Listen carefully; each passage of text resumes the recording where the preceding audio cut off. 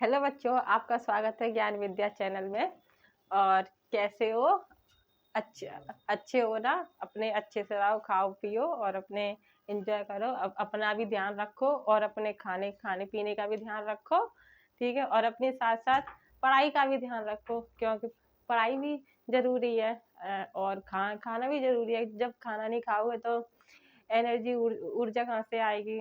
तो अपनी सेहत का और खाने का खास करके ध्यान रखो, ठीक है। और मेरा नाम पूजा है। और आपके और मैं आपको आज आपका ना माखनलाल चतुर्वेदी का जीवन परिचय कराऊंगी, ठीक है। और मतलब ज्यादा नहीं है, इनका जो इनकी मोस्ट जो इनकी जरूरी बात है वो मैंने आपको लिख दी है।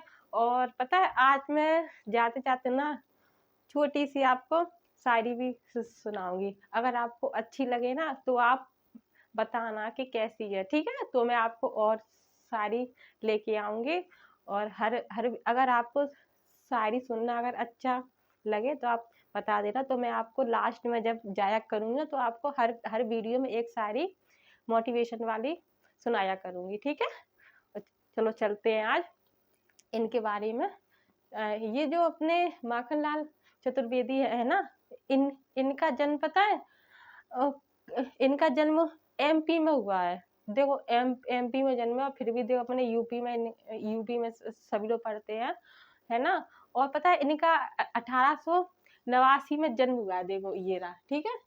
1889 में, ठीक है। 4 अप्रैल, है ना, 4 अप्रैल 1889 में इनका जन्म है। और पता है ये इनका जन्म कहाँ पे हुआ है? एमपी में हुआ है। होशंगाबाद जिला है और एमपी में हुआ है। और इनका बावई, ये इनका गांव का नाम है, ठीक है। बावई गांव का नाम है। और जो होशंगाबाद है ना वो इनका जिला है। और ये कहाँ पे पड़ता है अपना होशंगाबाद? ये एमपी में पड़ता है। ये तो आप लोगों को पता ही होगा, ठीक है। और ये ना जो इनके पिता है ना, जो इनके पिता है, ये इनका नाम है नंदलाल चतुर्वेदी, ठीक है। और इनकी इनकी माता का नाम तो पता है नहीं है। उसमें मतलब था नहीं। मैंने कई जानकारी की है और ज्यादा आता भी नहीं है, ठीक है। जो जो इम्पोर्टेंट है वो बता रही हूँ, ठीक है। ये पता है इन्होंने प्राथमिक शिक्षा विद्यालय में की और बाकी की इन्होंने सभी भाषाओं का ज्ञान, ठीक, सभी भाषाओं का ज्ञान इन्होंने घर पर ही किया। हिंदी है, उर्दू है, फारसी है, अंग्रेजी है, संस्कृत है। इन्होंने सभी भाषाओं का ज्ञान सर घर पर ही घर पर ही ग्रहण कर लिया था। जो घर पे टीचर आते थे तो ये सभी भाषाएं उनसे सीखते थे। और मतलब तरह तरह की किताबें मंगाते थे, है ना। मतलब आज कहीं कोई भी प्रकाशन की, उर्दू की है या संस्कृत की है या अंग्रेजी की है, कई भाषाओं से मतलब कई कई भाषाओं वाली किताब ये रखते, तो ये पढ़ते रहते थे। तो इन्हें मतलब अच्छी भाषाओं का ज्ञान इन्हें हो गया था।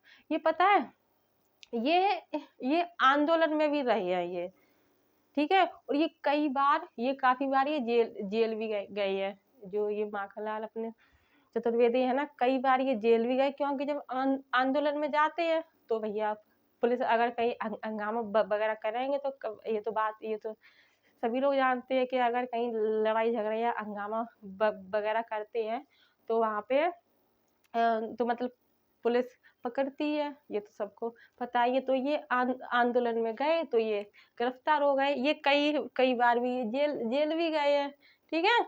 और ये पता है इन्हें प्रभा इन्हें जो प्रभा नामक इन्होंने पत्रिका ये मार्च के महीने में, देखो ये रही, ठीक है।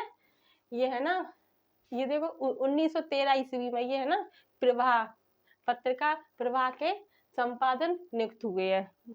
मासिक माने महीना, ठीक है। 1913 में मास 1913 में मासिक महीना सुप्रसिद्ध, मतलब बहुत बहुत प्रसिद्ध जो प्रभा नामक यानी कि पत्रिका है, ये बहुत अच्छी थी, बहुत प्रसिद्ध थी, ठीक है। तो ये उसे ये 1913 में ये नियुक्त हुए हैं, ठीक है। 1913 में ये सुप्रसिद्ध मासिक पत्रिका प्रवाह के संपादन ये नियुक्त हुए हैं। ठीक है, इसके बाद इन्होंने कर्मवीर पत्रिका का संपादन भी किया है। ठीक है, और ये 1943 में ये हिंदी साहित्य सम्मेलन के सभापति चुने गए। किसके? हिंदी साहित्य सम्मेलन के सभापति। सभापति तो आप जानते हो। ठीक है, तो ये उसके सभापति ये चुने गए हैं। ठीक है, इनकी साहित्य सेवाओं के लिए इन्हें सागर विश्वविद्यालय ने डी.लिट तथा भारत सरकार ने इन्हें पद्म भूषण की उपाधि से सम्मानित किया। ये डी.लिट जो है ना, ये डी.लिट ये उपाधि है। ठीक है, ये ठीक है, डी.लिट क्या, ये उपाधि है और इन्हें इसके मतलब ठीक है, तो इसके ऊपर इन्हें पद्म भूषण की उपाधि से सम्मानित किया, मतलब पद्म भूषण से इन्हें सम्मानित किया। ठीक है, और ये इनकी प्रमुख रचनाएं हैं, जैसे हिम किरीटिनी, हिम तरंगिनी, माता युग चरण, समर्पण, बेड़ू, लो गूंजे धरा। ये जो है ना, ये मतलब जैसे ये शॉर्ट क्वेश्चन होते हैं अपने जो ये जो 5 नंबर के 10th शॉर्ट क्वेश्चन होते हैं, तो इसमें ये हिम तरंगिनी ये वाली एक, ठीक है, और ये युग चरण और ये लो गूंजे धारा, ये मतलब बहुत आती है, ज्यादातर मतलब बहुत आती है ये अपनी। ठीक है, और इनकी मृत्यु ना, ये इनकी मृत्यु देखो ये रही 30 जनवरी 1968 में हुई थी।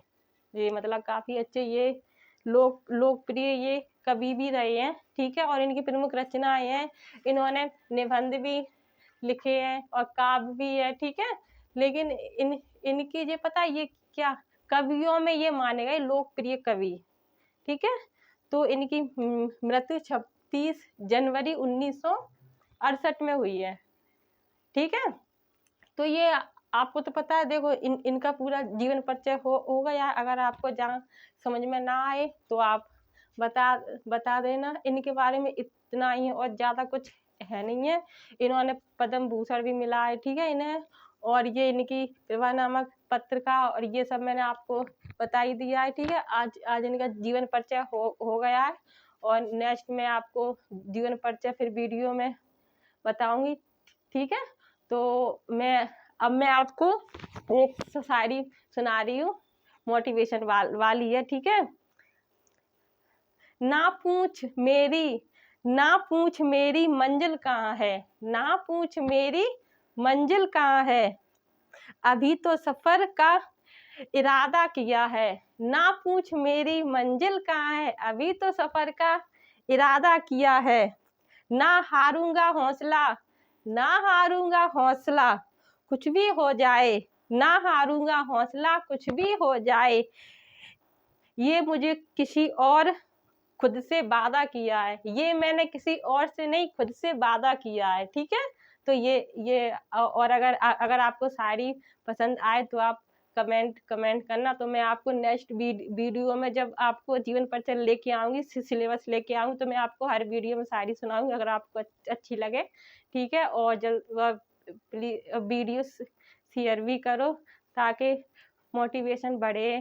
ठीक है, और अपना ध्यान रखो, सेहत का भी ध्यान रखो, और अगर कोई भी मिस्टेक हो रही हो या गलती हो रही हो तो आप प्लीज कमेंट में बताओ, क्योंकि मैं भी आपकी तरह हूँ। ठीक है, जय हिंद, जय भारत, हर हर महादेव।